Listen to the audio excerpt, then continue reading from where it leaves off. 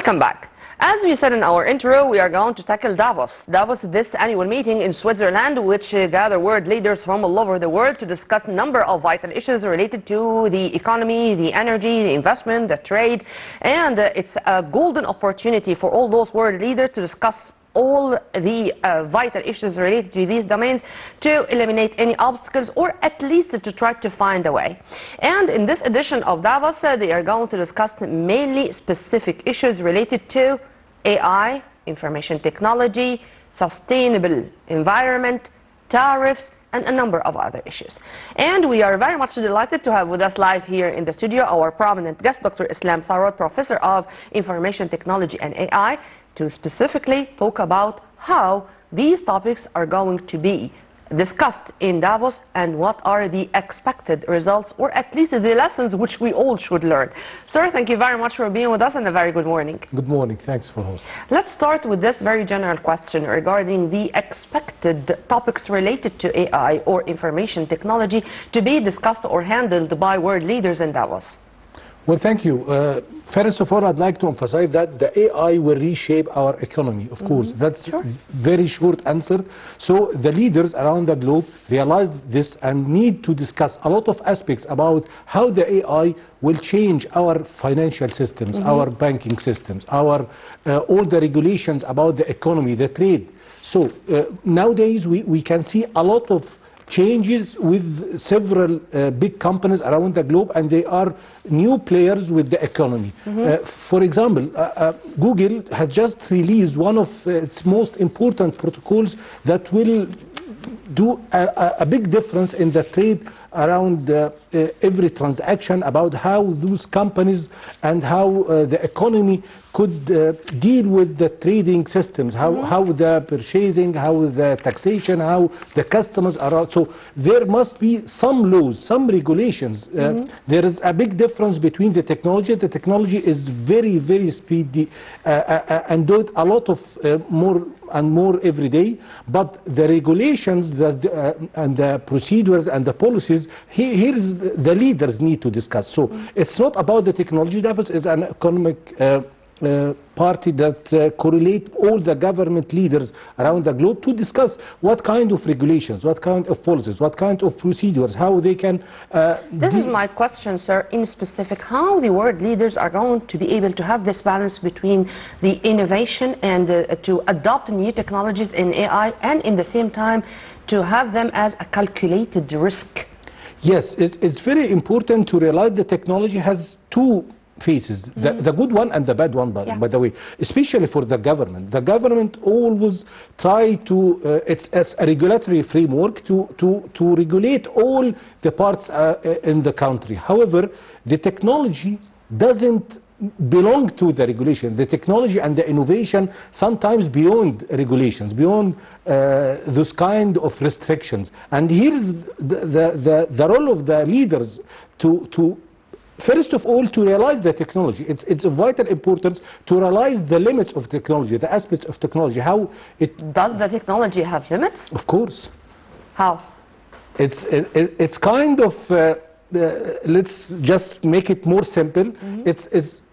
Let's think about the car, by the way, and the plane. The car is a technology. We all know the technology of the car. But the car can travel you, for example, to Alexandria in 2 hours and to Aswan in 10 hours. But the car cannot travel you to Tokyo, for example, in 10 hours. This is the kind of limits of technology. However, the plane is another technology. It can get you in Tokyo for about 10 hours. There is a big, for example, this car, the vehicle manufacturer during the past decades have developed a lot of models of the cars with a lot of features and characteristics. However, it's still a car. This is the limit of the technology. This is the limit of the technology of the car. It can drive you hundreds of kilometers in a specific duration. However, it cannot go beyond that. With another technology like the plane, it can go with you further. And so further. you meant limits this way, not limits of innovation, limits of... It's limits about, it's not about the innovation, the idea, but how to transform the idea. The technology is the state or the art of transform the science to a new tool that help the people. This is the right definition for the term technology. So now the AI technology provides us tools. However, those tools have some limits. We need to realize that what can AI do and what cannot do.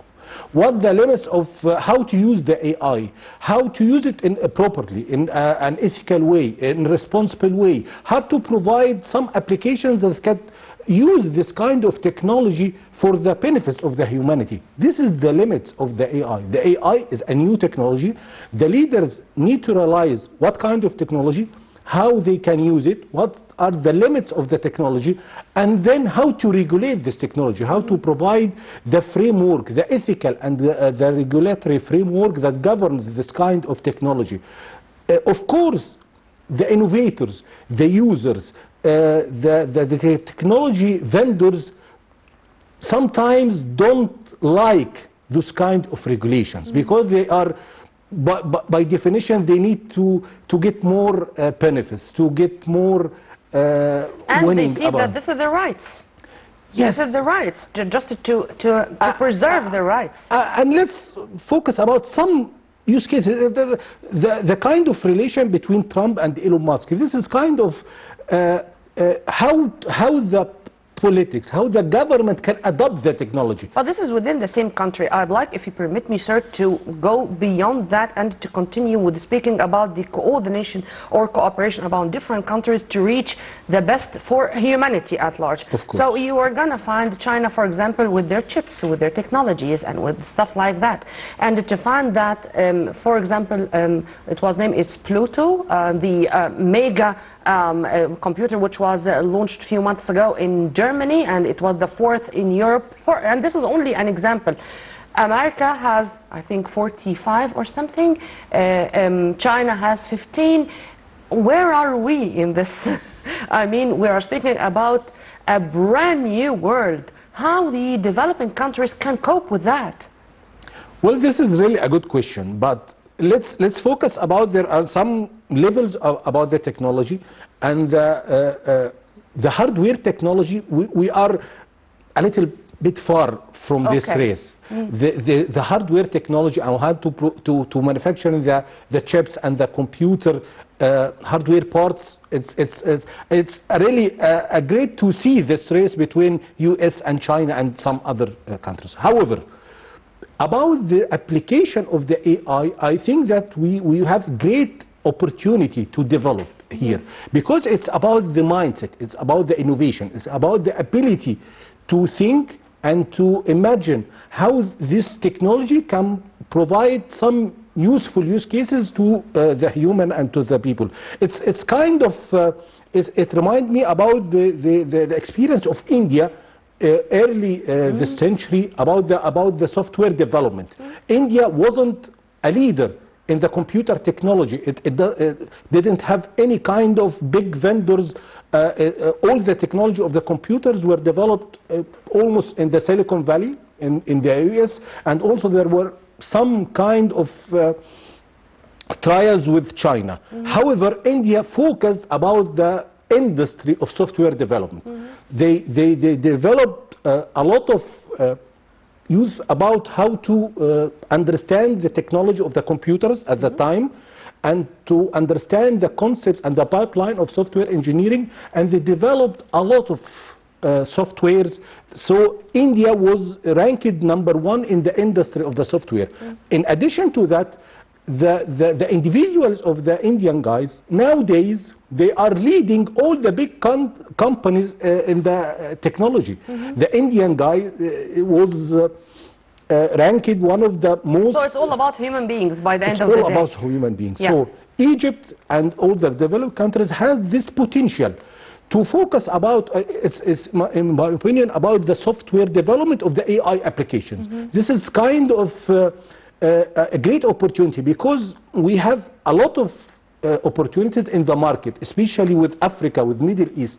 Our region is thirsty about the AI applications, and there is a lot of investments, especially with our neighbors, especially from the Arab countries. They are investing a lot of money with the AI market, and this is something realized by the big countries and the big. So they are trying now to develop a lot of AI to get this market occupied by their companies. And this is our opportunity, because the AI still doesn't know your real use cases, your real challenges, your real constraints. It's something just reforming the technology. However, it's like about developing the Windows in '95. There is a big gap between the technology of computers in '95 and Microsoft launched the Windows. And after that, maybe with 5 years or 10 years, we faced those kind of technologies were utilized in different aspects and different systems, in the banking system, in the government. So we witnessed the era of the information technology and the automation and the digitalization. You know, sir, I'm asking this question because I have two main questions here. Number one, since you mentioned the regulations, is the regulation capable of coping with the very rapid AI revolution? Of course it must. It's a must. It's a must. We need... Practically, is it valid? Yes, of course, it will be valid. Okay. There is something different between how to regulate and to provide regulatory framework, and if some people will comply with that or not. Of course, it's like the law. The law is there. However, there is some kind of behaviors that's beyond the law. Yep. So this is something to be acceptable. However, you should do the law, and the law that can provide an equal opportunity for all the players, and to protect the rights and the individuals, the companies, the investors.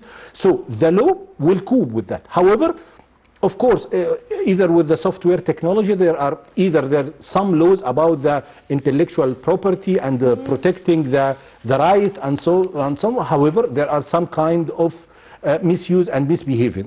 So the laws must be there, and to be understand the concept, the limits, and to protect and to provide an equal opportunity for all the different aspects of this kind of technology. However, we need to understand that there will be some people that cannot, they will be beyond law. I don't know if it's going to be a little bit naive to ask this question or no, but is there a way even to imagine how AI can shape digital economy in the coming period of time? Of course. I think that let's focus about some example. I've just mentioned about Google. Google have launched their products and the protocols for the customer. So now you are trying to buy something online. Let's focus about the individual experience. You are trying to do some maybe research on the internet and try to find your suitable products. However, maybe in just few years, you will assign this role to your AI agent. Your AI agent will be responsible to search for you and to compare between those products and maybe to buy it to you. You will not be convinced by the products and the manufacturer or the vendors of the products, but this kind of technology, the seller need to convince your AI agent on behalf of you. So I truly believe that we will not do that in ourselves. Maybe maybe the vendor is going also to be an AI agent. So two AI agents are going to try to discuss and to select what's marketing and if I don't know, should I say he or it or what? He or she or it doesn't matter now. Anyways, but this is, by the way, it's not unimaginary, but it's happening, and I think this is kind of something useful for us, because we are wasting our time, and they will help us to save this time and effort. But by the end of the day, you need to buy something. You don't need to waste your time to find... Women are not going to utilize this. Shopping for them is an addiction, and this is something different. But Dr. Islam, I really here want to have this link and to return back, if you permit me, to the developed and developing countries, because this is something which we should really shed more light on. You know, when it comes to climate change, for example, unfortunately the West learned it the hard way, that when they neglect Africa or neglect the developing countries, the whole planet is going to suffer from the repercussions of the climate change. And again, if also the developed countries neglect to or avoided having this kind of fruitful cooperation with the developing countries, they are not going to be able to exchange trade, for example, or to implement the e-commerce and stuff like that. True? Of course, true. This is something that now all the readers around the globe, I think they are totally understand these concepts, and this kind of collaboration, and doesn't neglect any kind of countries. It's of vital importance. We realize that, especially due to the climate change issues. Now the AI also can provide some useful tools in that, because the AI and the computational power using our great infrastructure about the computers allows the softwares maybe to predict some issues about those kind of big problems. Maybe 20 years ago we haven't, or we didn't have the kind of computers that can deal with some great problems. But nowadays, with the technology of the AI, in addition to the great infrastructure about the computers and the advancement of the computer technology, we can deal with some problems. We can also do some collaboration, because some of us had the technology and the infrastructure, and some had the data. So integrating the data with the infrastructure is... Let's have the point of view from an environmental economist.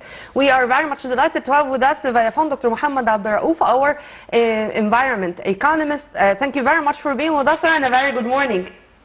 A very good morning to you and to all our viewers. Sir, Davos, among the important issues which is going to be on top of its agenda is climate change, and how climate change can have its negative impact on sustainable development goals and the sustainable energy sources. How do you see the role even of environmental economy in this edition in specific of Davos, sir? Very fine, good morning. This is climate change is a very important topic that will be discussed in Davos. Of course, Davos Forum serves as a primary platform for engaging world leaders, investors, financial institutions to secure investment and enhance economic stability. So Egypt is looking to secure funds for its Vision 2030 climate change goals and environmental sustainability goals. For instance, in climate, we have a very ambitious program on nexus of water, food and energy. And Egypt is looking to secure and attract 10 billion of investments to decommission thermal plants and increase renewable energy by 10 gigawatt by 2028. Also, there is a lot of interest in climate smart agriculture and nature positive technologies that can help increase the agricultural product, have agriculture that can survive severe climate change conditions, and also these can mitigate the problem of water scarcity. Amen to that, sir. And this is going to lead me to ask you about the importance of including carbon emission, for example, carbon pricing, green hydrogen, and the natural resources, renewable resources of energy as part and parcel of discussing any industrialization, I mean any deals which can be sealed or agreed upon in such an occasion like Davos. How do you see those two together? I mean, are they contradictory, or it's a must to be complementary to each other? No, they complement to each other, because you achieve both environmental goals and environmental goals and economic goals, and the future for renewable energy sources. And Egypt is planning to be a green hub for energy, whether from renewable energy, solar, wind, and the green hydrogen. Egypt aims to sign off agreements to capture Egypt is planning to capture around 8% of the global market by 2040 in green hydrogen. And also there is a very ambitious plan to have a localized manufacturing and attract investment to localize solar panels. The aim is in 2026 to localize around 90% of components of renewable energy.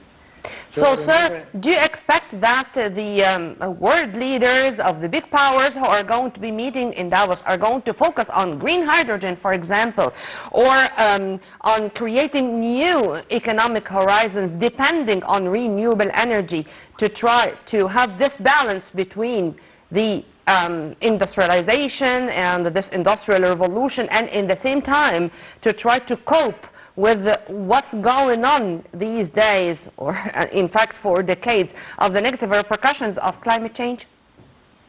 No, I think they realize, especially the European Union. The European Union is very interested in green hydrogen and renewable sources in general. They have it as a main component of their Green Deal plan in EU. European Union, different countries have been supporting various plans for green hydrogen and renewable energy in Egypt and in Middle East in general. And even United States, which have been pulled out of many environmental multilateral agreements. President Trump will attend with a big delegation. This is the main economic forum that you can sign new deals in various sectors. Climate, energy is one of the main sectors that there is a threat, but there is also an important economic opportunities for various countries to secure their energy and environmental goals in light of Sustainable Development Goals of UN. Dr. Mohammed Abdurraouf, thank you very much for your input, sir, and have a very good day. Back to you, Dr. Tharwat, and if you permit me, I'd like to focus on two words: competitiveness and sustainability. And when it comes to those two words, they are key words when it comes to anything related to the future. Of course. Okay, would you please elaborate when it comes to AI or IT? Well, the competitiveness is a great word, but let's focus about how Egypt could be a competitive player in the AI era. Yep. So I think we need to understand what's our strengths and weakness to know our competitive edge. Yep. Egypt has a lot of great minds with our youth, by the way. This is something we are competitive in. Also, we have the knowledge, we have the capability and the support of the government and the leaders in Egypt. And this is something really, because for the AI era, it's about the strategy, and Egypt, one of the leaders in the region and Africa to develop AI strategy, and we have witnessed our second version this year. So with the kind of having vision and strategy, and with our capability with our students and youth in Egypt, this could be a lot of strength points. However, with limited investment in the AI, this is something also we couldn't deal with that, because our competitors can invest more money. We have some financial challenges to invest in the AI. And of course the AI has some potentials, however it needs some infrastructure. So it's about building your infrastructure that requires a lot of investments in this time, or to develop some prototype or applications that could allow you to develop new companies. Those companies could be a return of investment in some kind of years. So it's about the innovation. We have the innovation part. We have the youth with their capability and their great mindset. We don't have a lot of investment. So it's really important, if we would like to compete in this market, to focus about our strength point. So it's all about the innovation. We need to be the most innovative country in the AI era. We will not be able to provide a huge investment or have great infrastructure or the hardware manufacture, but we can do a lot with the innovation So part. it's our mentality against their money. Of course, yes. So we need to rely on our innovative capabilities, and we have that. And to position Egypt one of the most innovative countries in the globe with the AI era. To provide that, we need to develop something to show the whole world about our capabilities. For example, sir, do you think that deals are going to be signed on the sidelines of the meetings of Davos on AI education, on AI vocational training, if I may call it this way, to have these deals among allies in specific to exchange experience in this domain, so it's going to be a win-win situation? How Davos or such occasions, such forums can be used to realize this on the ground? Davos will focus about the economical impact of the AI. This is something we really needed to understand. Davos is an economic forum that can provide some guides and some information about how the economy will be reshaped in the AI era. They understand the concept of the AI, they understand the limits, and to provide the new economic regulations or policies. The concept of the education, I don't want to make it an educational part. However, it could be an awareness part. They will need to focus about the awareness of the AI in terms of all the stakeholders of the economy. So all the government employees. Are we still in this stage? Yes, of course. Are we still in the age of trying to spread the awareness with the importance of AI in all domains, in all fields? Of course, we're still in this phase, and by the way, we can hear a lot of talks about the AI, but if you can ask this question for either individual or organization, to which extent you are utilizing the AI now, you will not find any answer but having some chatting with ChatGPT. This is the only kind of AI we know, and this is not the truth. The AI is a new technology with a lot of AI. By the way, let me just focus about the term. The AI technology is not the right or correct term from the scientific perspective, by the way. We have several AI technologies. The AI is not a single technology. We have the large language models, which the ChatGPT and DeepSeek and Gemini can provide an application for this kind of AI. However, we have also agentic AI. We have the computer vision. We have autonomous systems. We have, so the AI, it's kind of new era that have an integration between several either AI-based technologies or other technologies, by the way, how to handle the data. It's a technology about the big data and the data science. How to host this kind of data and hardware. It's about the cloud computing. How to utilize, how to secure your systems. It's about cyber security. So it's kind of, it's not only the AI. Of course, the AI is one of the most important technologies, including all its aspects. However, it's also about how to integrate the AI with other systems. And this is a dilemma for the government and for the individuals, for any kind of persons. We are doing our daily or business as usual, and we don't know how to actually integrate the AI in this kind of system. So integrating the AI and realizing the real use cases that could be without destroying the systems. We used to use those kind of systems.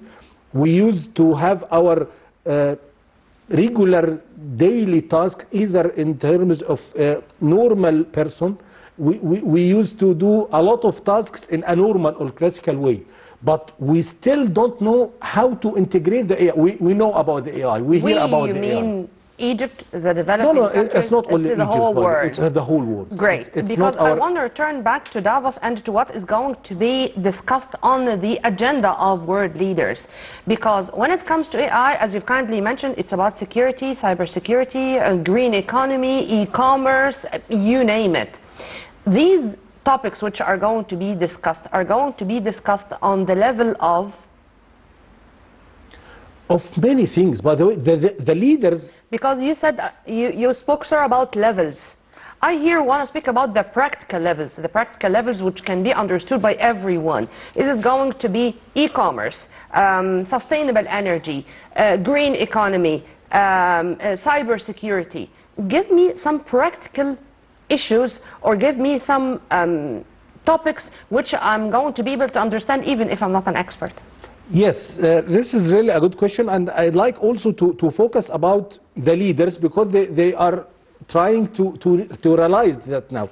We have some technology and some science, and this kind of technology and science are transforming the world, are changing that, but we need to apply this, and we are now in the application dilemma, and this is with all the levels. So if we are talking about the leaders, let's just imagine you are a minister for anything, and you are responsible about your minister of X, and you are trying to think about what kind of new procedures and new policies that could be applied during now you are very overwhelmed with all your responsibilities. You don't have time, you don't have much of time, much of effort, and you are trying to do all your tasks. However, you hear about something new, you need to adapt it, you need to know. But the first important thing, you need to realize one or two specific use cases to be developed in your ministry.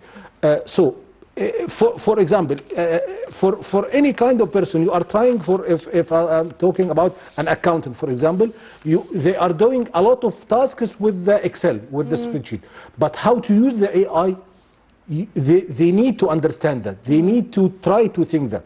But of course, this kind of awareness, here is the kind of awareness, so it's really important to do a lot of awareness about the AI and how to use it.